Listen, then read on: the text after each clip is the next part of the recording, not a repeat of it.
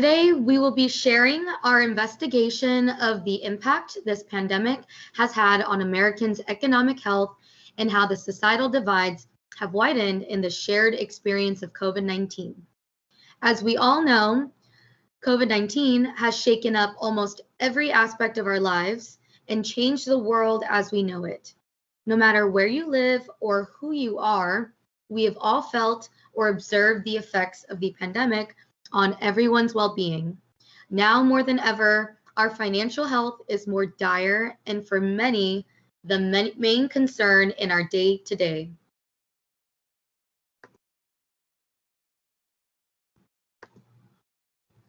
We decided to use the evolution of the middle class during this pandemic as the primary case study. It is easy to see the situation for those at the very top and for those who already struggled pre-pandemic. As most of America falls in the middle class is a better reflection of the general economic health. We have organized our investigation based on these sociological categories that make up this diverse population. We will be going beyond just biological differences, but also comparing the many walks of life that are currently confronting this pandemic.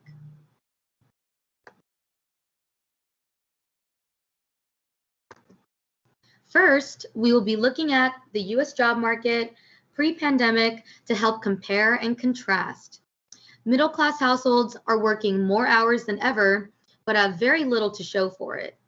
Those in the highest quintile of earning and those in the lowest have experienced more growth in income in the past 40 years than the middle class. This growth is largely attributed to more women entering the labor market, and if it weren't for their economic contributions, middle class incomes would have stagnated. As a result, families now need two earners to make ends meet, placing an extreme squeeze on their time. On average, Americans spend 200 to 400 more hours at work over the course of the year than the average worker in most European countries. They also receive fewer days off and virtually no paid family leave if they welcome a child or if anyone gets sick. As you can see, working as a member of the middle class was already a struggle for many people.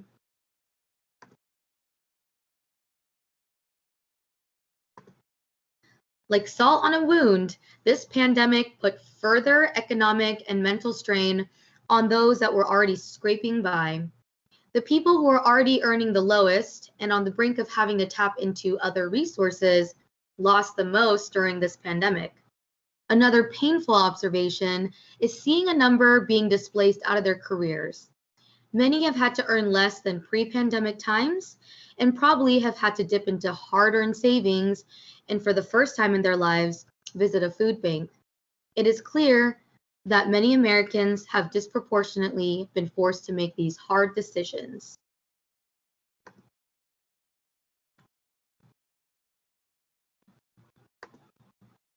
Educational background has a close correlation with job loss, as those with more education have been placed in jobs that can be worked from home, and those with less education are placed in more front-facing and service industries.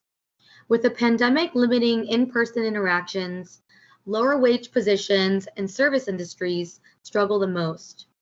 Can you guess which educational background might be most displaced?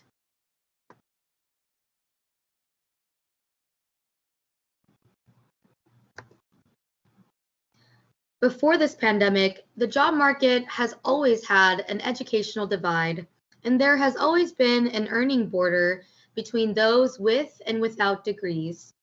Added pressure of last year's unemployment crisis has created a trickle effect, as those with more experience may take jobs that require less experience. We are seeing those with less taking from those with even less.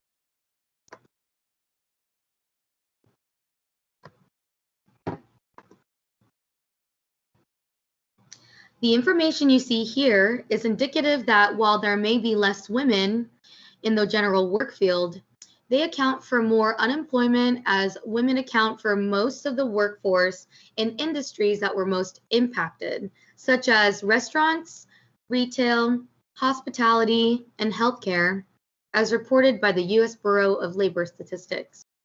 In addition to this, fewer women hold jobs that allow them to historically telecommute, so all these have made existing issues in workplace gender equality even more glaring. This contributes to regressions in the already long fight for a more equal job market.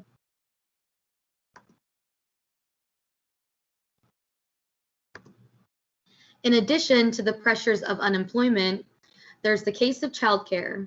With school and daycare closures, more likely than not, the primary caregiving in most families fall to women. Even in modern times, with most married couples both working full-time, 60% of mothers provide childcare. This means whether they're a working mother or not, single or married, women have the additional responsibility of parenting amidst the pandemic.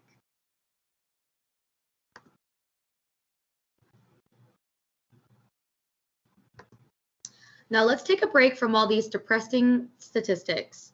There's some surprisingly encouraging news about marriage in the time of COVID. More appreciation, deeper commitment, and lower divorce rates have been reported. Of course, when times are tough, men and women often turn towards family and friends for support, sustenance, and solidarity. And this is certainly true in 2020. With so many trials and tribulations, a global pandemic, the worst recession in a century, and the world literally catching on fire. So are families' hearts. During times of struggle and working harder, teaching children from home as well as being home has garnered more appreciation and commitment between families.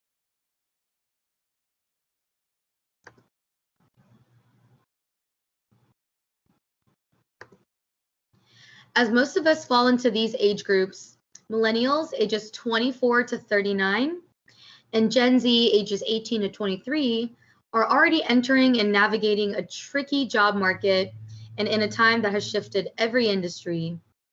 Their struggles are most easily observed in the service, front-facing, and lower-wage industries, as they make up most of the labor force. When looking at unemployment numbers as a whole, both millennials and Gen Z faced unemployment in the 20th percentile, while all other age groups only dealt in the 10th percentile. Without a doubt, unemployment has definitely been a burden on the youth.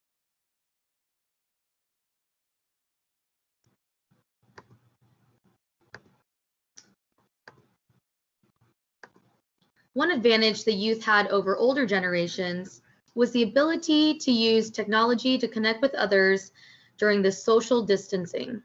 However, the biggest loss of this pandemic has been the ability to experience and celebrate life's best milestones, birthdays, graduations, and weddings.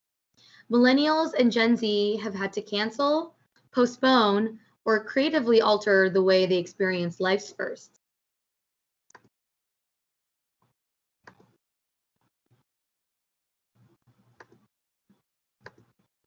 Throughout the many statistics through this presentation, race and ethnicity have been a repetitive theme that coincides with many other marginalities. More pressing than financial health, the physical health of the people of color are far more in jeopardy. Particularly, Black and Hispanic communities live in higher density populations as well as multi-generational households, which cause a greater prevalence of comorbidities. Additionally, the pressure to work, and many times in higher risk positions, entire families and communities are at greater risk of contracting COVID-19.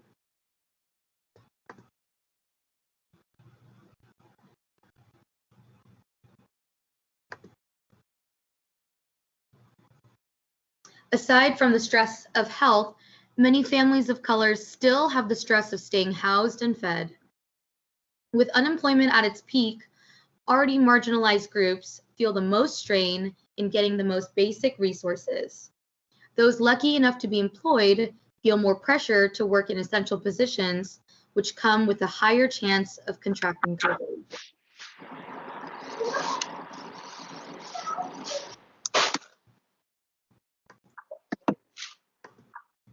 The middle class has been suffering for quite a while, but these challenges have been accelerated by the pandemic.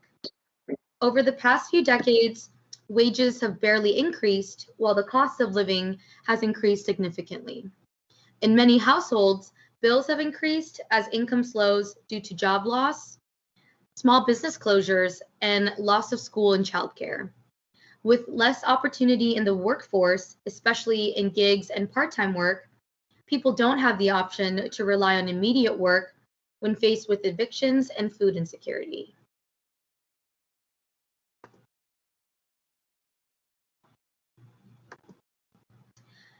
In this visual, you can see that local job markets have stopped growing and are in fact steadily declining. Unfortunately, lockdown and work from home measures have disproportionately affected small businesses, which many say is the backbone of the US economy. Small businesses are symbols of the American dream, which is slowly diminishing every moment we exist in this unprecedented recession.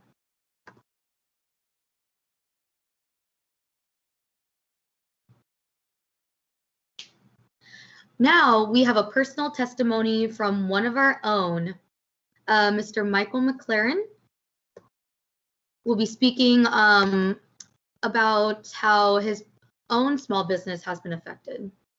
Here's to you, Michael. Thanks, Irie. I am a small business owner, and so I've definitely been experiencing some of these pitfalls that have been happening during COVID. As a small business owner, I own a marketing agency, and we work directly in production. And what I mean by production is we work with front-facing companies to help them with marketing. So that could be anything from a concert to a movie premiere at a theater to a live event for a work conference. So for us, a lot of times people think about small business and they think about your local restaurant, or they might think about a department store, but there are also many small businesses that operate in the space that is still front-facing, but not a storefront. For those people, they're still very much adversely affected. And for that range of people, a lot of them do fall into the middle class. But for most of them, that middle class is concurrent on them having their small business. When that goes away, they may have to resort to other means to make money.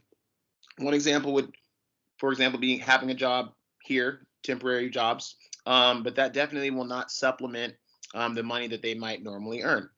There is some silver lining, though. There have been different options for small business owners to acquire funds to help supplement what they've lost during this time. There have been grants and PPP loans available, and in that silver lining, the government has become a lot more efficient in divvying out this money, much more than they have in the past for other emergencies. And so as they become more efficient, hopefully this creates long-term solutions to help small businesses get back on their feet in times of need if something like this happens again in the future once this is all over with. Back to you, Harry.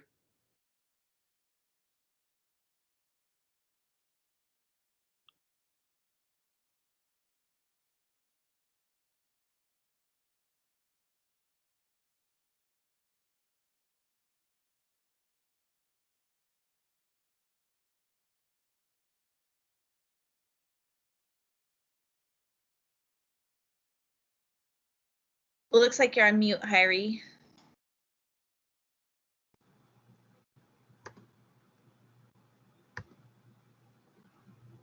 Thank you, Michael, for your great personal testimony. Now, what's next? Over the next decade, we are going to witness a continued hollowing out of the middle class, which has unfortunately been the theme of our country for the last 30 to 40 years. With American jobs already battling automation and now an unprecedented recession, it is more than just livelihoods at risk, but a firm middle class and really the American dream. As the lower middle class faces more challenges than ever, the also challenged upper middle class sparked this domino-like effect of socioeconomic spillover. Families that never thought of food stamps now know what it's like to stress over groceries and keeping the lights on. Careers that seem stable are now put on hold or non-existent. That dream of owning your own business one day is temporarily on hold.